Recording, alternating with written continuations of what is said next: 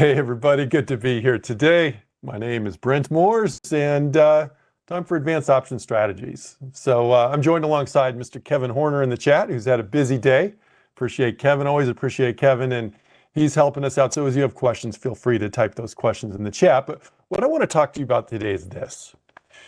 Very often, if you're in the options trading world, and maybe you see different people doing options, sometimes you'll be confronted with an option trade that is very intimidating, very complex, it seems.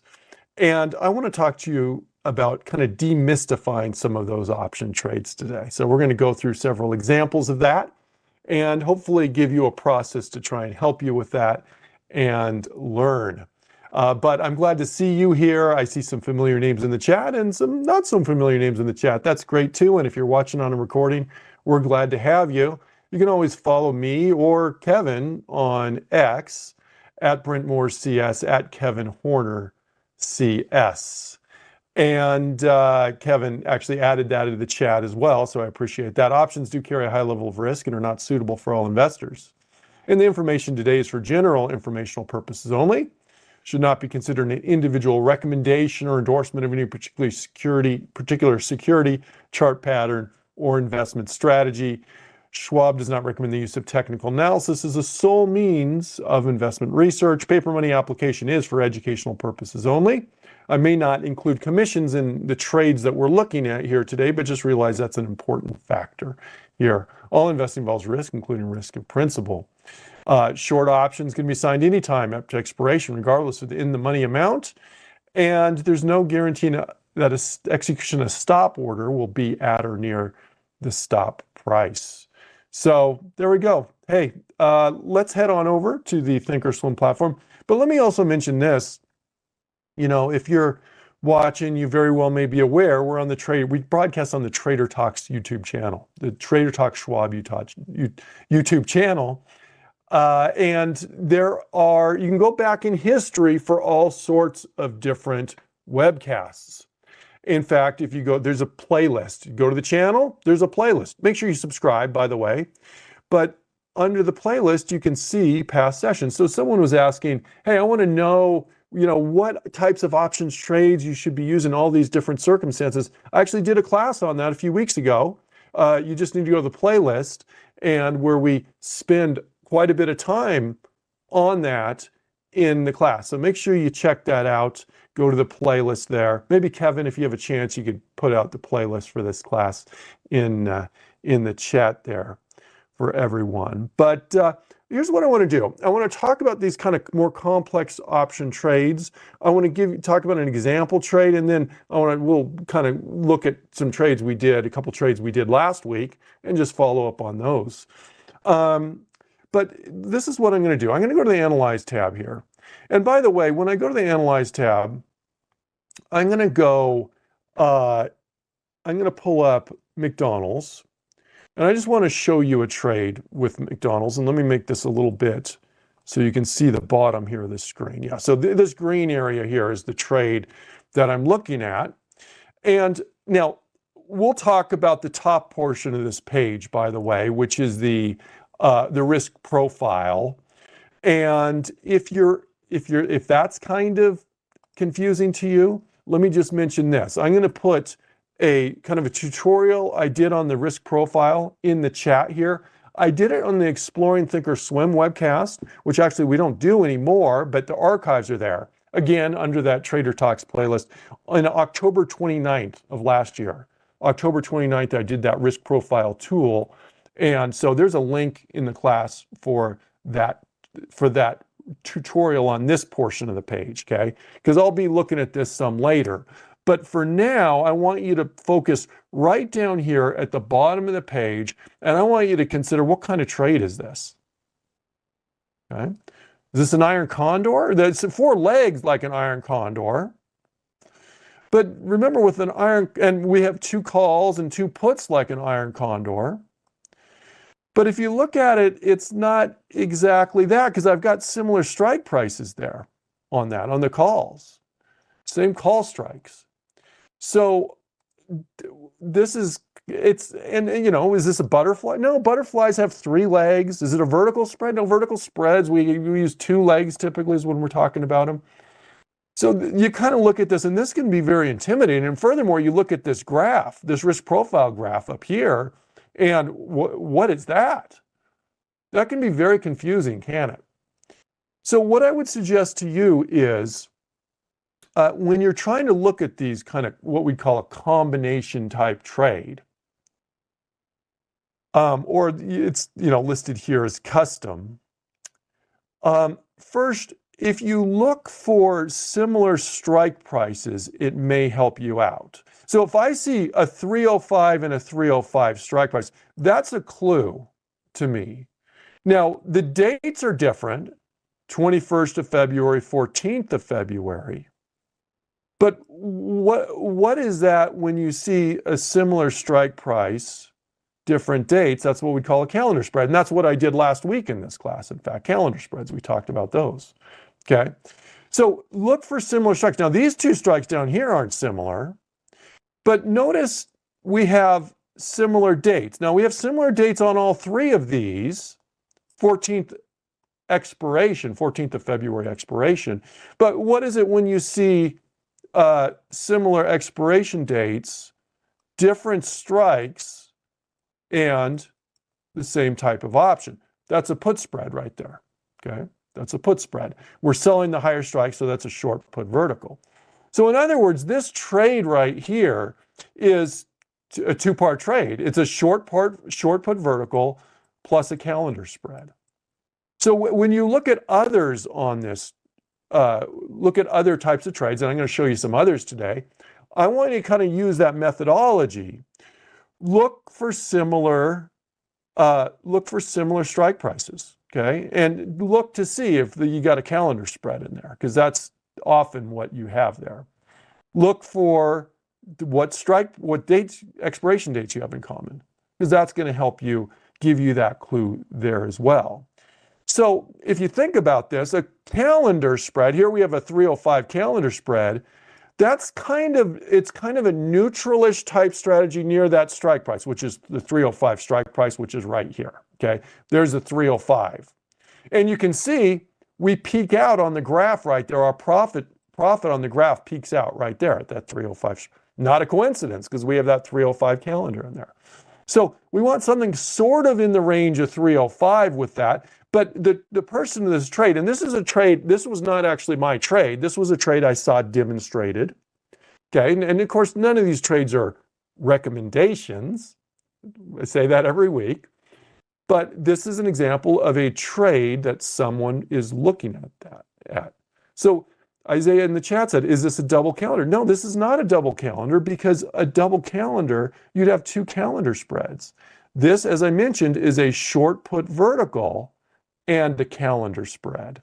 Put them both together. So we have the 1 calendar spread there, but then we have a short put vertical, and a short put vertical, we want it to be bullish above the upper strike, which is the 385 strike, the 285 strike, which is right about there. And so you can see this is a bullish trade, a generally bullish trade, where we want the stock to be kind of in this range here. Now, if it goes way up, we're okay. We're still profitable up here, although diminishing profits up there. And if we go down below our short strike there on our short put vertical, then it becomes a little bit of a problem. So why would someone do this combined trade? Well, number one, both a calendar spread and a short put vertical are positive theta trades. Time decay is helping you out on both of those trades there. Okay? So you get more theta on there. There's more upside possibilities here on there, especially around this range, around that 305 range, than if we just did that short put vertical. Okay, so our peak is a little bit higher there than it otherwise would. Now, there's a downside too. Our max loss there is going to be bigger because we have 2 trades that are kind of bullish, or we don't want it to go down on either of those. So there's a bigger downside risk on that. Now, here's the other thing I would say about this trade. When we look at this, it's a higher probability trade. Our stock right now is right around here, okay? And it's positive theta. So as we get closer to expiration, time decay helps us out on that, as long as we're kind of in this range. So if the stock stays neutral, hey, we're in decent shape here, you know. If the stock goes up, we're in pretty good shape here. If the stock goes down a little bit, we're okay. We just don't want to go down too much. So it's a higher probability trade. So let's look at another one here, another example. And I'm gonna ask you in the chat what this next trade I look at is. How would you describe this next trade? It's going to be kind of, this is on Meta, okay? Little different trade, right? You can see this looks kind of similar, but look at the trade down here. And in the chat, tell me what you're seeing there. And then we'll go through together. And I know there's a little delay between what you type in the chat and when I see it. So I can't react immediately to what you put in, but remember the kind of the methodology that I mentioned to you earlier in terms of kind of deciding what trade this is here on this. What do you see? Is this the iron condor, double counter? Is it two vertical spreads together? What is this trade here? Remember, I mentioned that look for similar expiration dates and look for similar strike prices. We have two puts here, okay? Two puts with the same strike price, okay? Two puts with the same strike price, different expiration dates, okay? Different expiration dates. So what we have here is we have a calendar spread with our put options. So this, in this case, is we have a put calendar. We have a put calendar. And then we have a same, different strike prices, same expiration there, okay? So we have it's a short call vertical, okay? Short call vertical. So someone said it's opposite the other one. Yeah, this is opposite the other trade there. Again, this is not a trade that I actually created myself. This is one I saw out there, and they just kind of happened to do an opposite trade of what we were doing. Obviously, different stock here, but that's what they did. And so kind of what I said before on the other one in terms of benefits and, you know, in terms of the increased theta, helps, yeah, the more increase that. This is a bearish take on this, where our put strikes are for our calendar, where our strikes are for our calendar, 690 is where we peak out on that graph.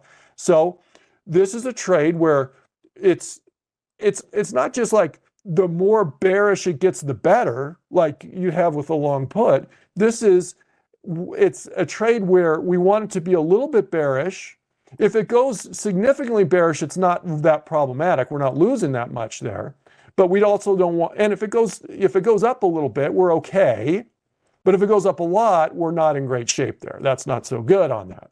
So by doing these trades like this, by doing these combination trades, by combining these trades together, you can kind of get some of the qualities of the different components of that trade there. But what I don't want you to do is I don't want you to look at this and go, this is crazy. I don't understand this when you see these demonstrated, because what they are is they're just parts. They're just parts of a whole. And if you use the whole, double check what's similar strike prices, 690, 690, that's an immediate clue. And then look for similar expiration dates. That's a clue too. Let's look at another one, okay? This one's not going to be an opposite one of the others here. And this is one I just put in. Maybe I didn't. It's not. Oh, I need an L on there. There we go. So what do we got here? What do you see on this? Hint, it's not the same as what we did before on this. What kind of trade do you see on this? I'll give you a sec here to look at that. This is on Google. And you can see this is kind of a neutralish trade. We peak out right there. Pretty close to where the particular stock is. So let's do what we did before. Strike prices. Well, they're all the same strike prices, okay? All the same strike prices. And I have two different expiration dates. My puts are, here's a put, March 14th and a February 14th put, okay? Is this the calls, different expirations, same strikes. So Artista said it's double calendar, and that's absolutely right. This is a double calendar. This is not a butterfly, because a butterfly has 3 legs on it. And a butterfly has 2 contracts of the middle leg. So here, when you look on this, remember, look for your strike price. Your strike prices are all the same here, okay? So we know it's not a vertical. We can immediately dismiss the whole vertical thing because you're going to have different strikes on a vertical. We have 2 different expiration dates, some for the calls, some for the puts. That's a double calendar there. All right, this is more of a neutral trade. Let's do another one here, okay? Let's do, here is one that I just created. This one's a little tougher, okay? This one's a little bit tougher here. Here's Tesla. What do we got down here, okay? Let's go and look and see what do we have here. Well, let's look for our strike prices here on this. No similar strike prices. Strike prices are all different on this. What about expiration dates? We have 2 similar expiration dates here, okay? And so on Tesla, I do have, this is the easier part of it. And obviously, if you can identify one thing, makes it easier to look at the other. We have same expiration date, different strikes. It's a call spread. It's a it's a short call vertical. Short call vertical spread. So that's those 2 there. What about this one here? What do you see down here? Well, it's a put spread of some sort. We've got 2 puts, different strike prices, different expirations. That is a put diagonal, okay? It's a put diagonal. And so let's think about what we got. Short call vertical is a bearish trade. Positive time decay on that. A put diagonal is also, the way this is constructed, a bearish trade. So from our current price, which is right here, we're kind of bearish, and it seems to be pretty good, but it's kind of neutralish bearish here on this. But we've increased our time decay because we have both of those contracts on there. And so that's what this trade looks like. So when you see something like this, this could be either a diagonal, or it could be a diagonal with something else. That's what that looks like there. Okay? So what's the point of this? Number one, the point of this is I want you to be able to decipher these trades and see what other people's trades are, because sometimes you may see these and go, hey, that's interesting. I want to be able to perhaps do that kind of trade. Obviously, if it's something that looks good to you. And so being able to determine what it is will help in that process. So let's go through and let's look to maybe create a trade together on this. And we'll do a more complex trade today here. But I want to do one. But before I do that, let me just see if I can answer any questions we have. Okay, so looks like, Kevin, thank you for helping Thompson's question out. Alexis said, how does one get out of a trade on Google? Google was a double calendar spread, okay? So when you're trading a calendar spread, again, so last week in this class, I did a we went over calendar spreads. Well, we didn't go over double calendars. Double calendar spreads are just doing two calendars at once. We did a call calendar and a put calendar. The exit rules are going to be essentially the same for a double calendar as they are a calendar. As you get close to expiration, when I say close to expiration, maybe a week out from expiration, we're probably going to look to manage that trade. Okay. And that's obviously the first expiration on that. We're going to look to either roll it, or just you can close out the whole thing. These are typically slower moving trades. This was on the, let me go back here just so I have on the graph the same trade that the question was on. The question was on managing this trade. They're kind of slow moving trades. So we're really dependent on time decay, because if you think about it, the price can't help us out that much here, right? That we're already where we want the stock to be. We're dependent on this time decay element on that. So if another reason we may get out is, hey, this is a neutral trade, and if I'm no longer neutral on this thing, if this breaks a support level and I'm bearish on it, or it breaks a resistance level and I'm bullish on it, then I may look to get out of my Google trade here on that, in that example. Okay, so that's how you would possibly manage those. And Thompson, you got your question answered on this. And just for everybody's sake, Kevin answered the question already.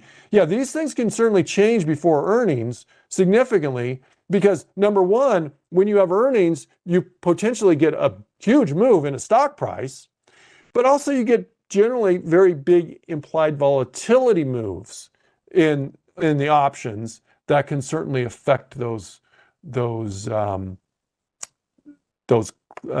trades there on that. Okay, so let's talk about kind of creating a trade, and we're going to use the components of the class that we've talked about in over time, and we've talked about vertical spreads and calendar spreads and diagonals and whatnot in the archives. You'll see that, but for today, here's what I want to look at. I want to look at Microsoft.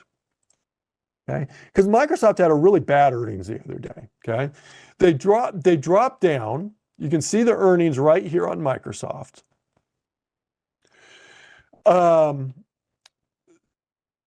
You dropped right down on Microsoft.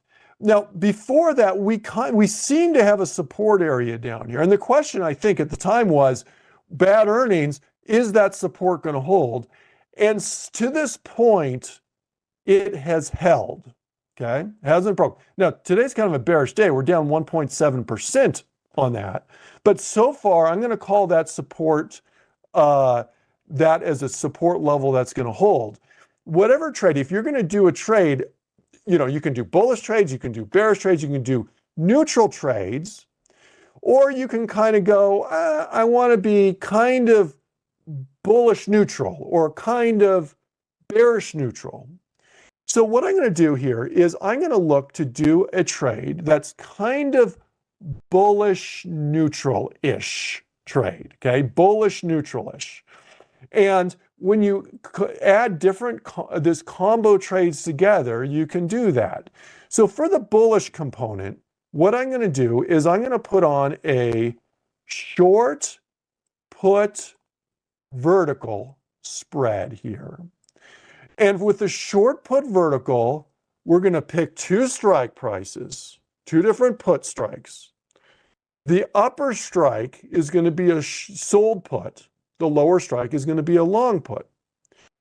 The upper strike, we don't want the stock to go beneath that price there. Okay. So I'm going to say, look, our stock right now is about 408.50. I'm going to say around 405. I'm going to look to put in a short put, okay? And then we'll go down a little bit below that, maybe the 400. I don't know. We'll take a look and see how it looks. And we'll do a long put around the 400. Those two together make up a short put vertical, where we profit. The expectation is that we profit. We profit if the stock is above our short put level. Okay, if it's below the short put level, it's a little bit iffy initially, kind of near break even probably down here. But once we start to get farther down, then we get in negative territory. So this is a bullish trade. Now, from a technical standpoint, I'm saying I think this support level is going to hold. If you do not think this support level is going to hold, then you certainly would not do something like this trade, okay? Now, so we got the short put vertical component. But here's what I want to do. I want to amp up the theta on this trade, the time decay. The short puts a vertical is a positive theta trade. I want to get some more positive theta on there by adding in a calendar spread. And I'm going to make this a little bit more bullish, not super bullish though, because here's what I'm looking at. I'm looking at this trading that we've had here, and it seems to trade a lot in there. In fact, what we can do is we can put on that volume profile tool, for example. Let's put on a volume profile and see where the trading has been here. Here's the trading. This is where we've been on this stock. This is showing the volume for each price the stock is traded at. So where's our point of control? Well, right in here, 415 is our point of control here on this. So I'm going to put my, using this volume profile tool, I'm going to put in a calendar spread. I'm going to put in a call calendar around the 415 level. So we'll look at it on the risk profile graph and kind of see graphically where we are. But that should give me a sort of bullish trade, but not super bullish, but one that is gives us decent theta, decent time decay, and benefits if we go up a little bit or stays where we're at, but not so obviously if it goes down, that's not a great scenario. So we're going to do those two trades together here. So what I'm going to do here is I'm going to go to Analyze. I'm going to add a simulated trade. And I'm going to do a short put vertical. Okay. And so let me get, yeah, okay. Well, we'll go here. Move that up a little bit. Okay. And this isn't going to be a super long-term trade. I'll go out, maybe we do, let's go out 21 days here on this. So I'm going to do a short put vertical, and we said, I wrote them down, 405, 400 short put vertical. So I'm going to sell here, and we can tweak this later, but I'm going to sell the 405. I'm going to buy the 400. These are puts. These two together make a short put vertical. We want the stock to stay at or above the 405 level on this. We're selling for 675. We're buying for 510. The net is a credit of about 165 on that part of the trade. And if I were to go to risk profile, this is what it would look like. Okay. Now, but we're not done. We're going to go and we're going to put in a calendar spread. So what I'm going to do on that calendar spread is I'm going to go out and we'll go on my short leg. I'll do same date for, so on the, I'm going to go out 21 days and I'm going to do a 415 calendar. So I'm going to sell this guy, sell my 415 call strike. I'm going to go out a little farther. We'll go to the March 14th. I'm going to buy the 415 strike on this. And there's our trade. We have two items together. This is what we call more of a complex trade. Well, folks, this is an advanced options class. So occasionally we will get into more complex trades. If you're interested in single options as well, I teach a long options class on Tuesdays at 1 o'clock Eastern Time. We have a getting started with options class on Tuesdays at noon Eastern Time as well. So there you go. Okay. So that's the trade. Let's take a look at it. See what we get. See if we kind of accomplished what we want. And you can see this is kind of a jagged risk profile. Well, why is it a jagged risk profile? Because we don't have just like a one clear. We have two different trades, and that kind of adjusts it. Now, let's look for our. Now remember, this is our break even here. This line right there is our break even line. So anything above that. So from here, which is a little bit below, that's like 404, I think, or something like that. We're bullish on this, right? Now, if it goes way up, that's fine. I mean, we may dip down to a small loss here, up here, but it's not bad. It's not bad up there. The bigger loss is down here, right? If it goes bearish. So that's what we got. Where's our peak? Well, our peak is right here. What did we say? The peak is going to be where that calendar spread is, 415. That's my plan, 415. Now, what I can do is I can go, well, I'm going to set my slices to break even on this graph here. So today is it's already the 7th. Oh my goodness. Okay. And let me just go out here. March 14th is our expiration. There we go. Okay, I'm going to set my slices to break even. Okay, and then what I'm going to do is I'm going to put them, set slices to the chart. And we can now see this line right here, this blue dashed line is my upper break even. This blue dashed line is my lower break even. That's where I want the stock to see. So when I describe the trade as, hey, let's build a kind of a bullish neutral trade, does that fit the bill? I would say so. This is kind of a bullish neutral trade here.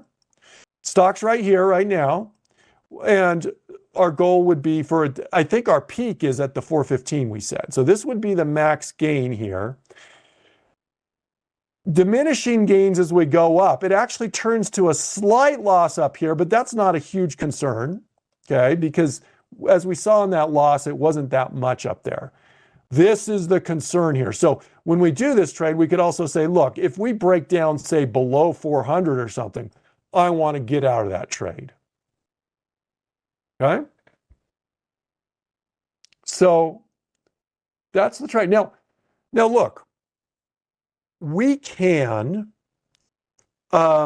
tweak this. Maybe you're going, well, I want to make this a little more bullish or a little more bearish. Well, an easy way to do that would just be to alter strike prices on that, okay? Let me get out of this here. Easy way would be to alter strike prices. So if I move my short put vertical down strikes, in other words, instead of a 405, 400, if I go to a 395 or a 400, 395, that would give me a little bit more leeway on the downside there, okay? A little bit more leeway on the downside. Now, there's a good question in the chat, and it's from Chris, and Chris says, how does the reward to risk work out on this? One thing I would caution you on reward to risk is this, is sometimes it can be kind of deceptive in the sense that, like, for example, our reward here, the max reward is right here, but that's just at this little point there. The odds of hitting that little point at 415 are pretty small, okay? So yeah, you can come up with a reward to risk on this. And look, we're risking, looks like a little bit more than 500. Our reward is maybe a little bit more than 500. But this is a pretty big area. Now it's farther away. We don't want to get there. This is a pretty small area. So reward to risk you can come up with. It's just a little bit of it's not the complete picture on that, right? So what I can do is I can look at this and I can create a duplicate order. Oh, that was just off of that one there. Let me just see if I can go and they're going to let me, I want to do all of these. Yeah, I shouldn't have built this on there. Okay. Anyway, so I was going to show you an opposite trade here on this, but you can also put in a trade to get out if things go south on us. Okay. So in other words, I said, if we get down below, I don't need to get out exactly right here. Remember, if we still have time till expiration, even though at expiration, this looks like a pretty big loss, before expiration, it's probably not a massive loss there. But in this case, if we said that our support level was, where do we say our support level? Oh, we'll say the bottom here, we'll say around 406 maybe, to give it a little leeway, 406. We could say if we break through that, 405 or something, maybe you would look to just get out of that trade around 405 there and just put an order to exit at 405 or less. Okay. Would you get out of target profit? You may get out of target profit. Look, our max profit here is, we'll just say, that is, I'm just looking right down here. I'm looking at our max profit about $580 or so. Yes, because remember, the odds of this going to meet our max profit at expiration, we're probably not going to hold this to expiration anyways. So getting out at the max profit of 580 is probably not realistic. Going at half that max profit may very well be a good strategy on that. So that would be, instead of 580, what's half of 580? Oh boy, how am I not? Half of 580 is going to be 290. 290. So we may put an exit to get out at 290 on the high side of things too, on that. Okay? So that would be a profit exit. An exit on the downside, we said if we break below like the 405 level, would be a reason to get out on the downside. And then usually on these trades, because remember, short options can be assigned early. We'll look to get out with about a week to go before expiration on these typically there. So let me just see other questions we have. Dave said this, I'm going to have to watch this a few times to understand it. Hey, I admit this is a more complex trade we did. Most weeks we're not going quite as complex, but I try and do a variety of more complex and more basic trades as well. So this happens to be a more complex one. But if you check those archives, you can see some that are a lot less complex here. Now, last week we did some trades. Okay, we did 2 calendar spreads last week because I want to talk about managing these and before I run out of time. One is this one, Intel. We did a calendar spread, just a straight calendar spread. Look, I told you before, we're going to manage with about 10 days to go before expiration, or less than 10 days to go till expiration. We've got 14 days on this one. And so, all in all, we're making just a little bit of money right now, not much at all, but on this. So when we get under 10 days to go to expiration, we're going to manage this. I'm planning on managing this next week in our Managing an Options Portfolio class, which occurs on Wednesdays at noon. Wednesdays at noon, Managing an Options Portfolio. And what am I going to do to manage? I'll just give you a little hint. I'm going to look unless the market changes here on this, I'm going to look to roll this short call out leave the long call where it's at, and hopefully bring in a nice little credit along the way. That's going to be the goal of that. Dan said, look, you have different expiration dates. When I say we're getting out before, a week before expiration, remember on that trade we were just looking at, we had a short put vertical and we had a calendar. Manage these separately. If you're looking to get out on those, you can look to get out in terms of time expiration.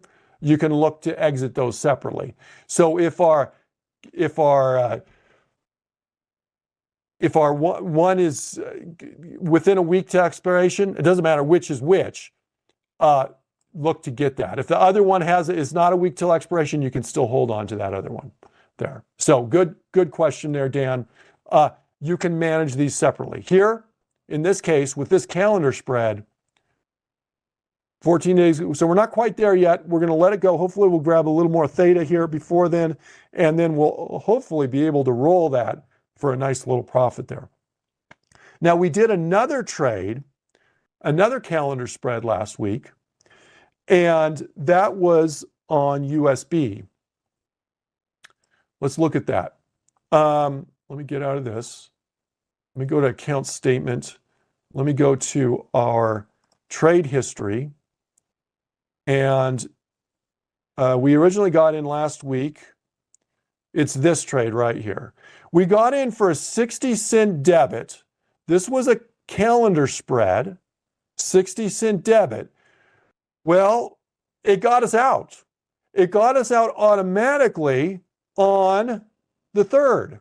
So we exited on the 3rd for a 52-cent credit. So we lost $8 on that, not including commissions. So not a devastating loss or anything. Let's look and see why we got out.